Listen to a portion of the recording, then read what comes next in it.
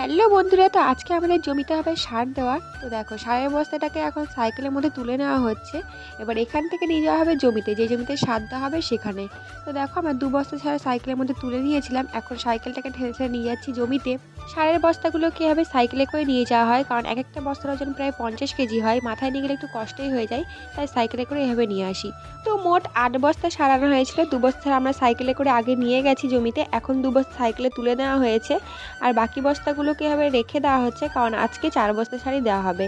আর একবারে সারটাকে আনা হয়েছে বেশি করে, কারণ অল্প অল্প করে সার আনলে ভ্যান ভাড়াটা বেশি পড়ে যায়। তো বাকি 6 বস্তা সার এভাবে ঢেকে এখন রেখে দেওয়া হবে।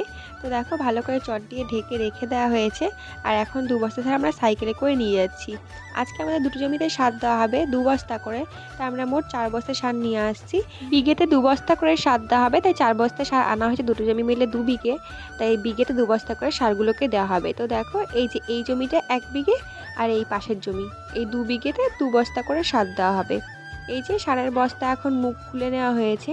এগুলো হচ্ছে ফসফেট সার, 2 বস্তা করে বিঘেতে দেওয়া হবে।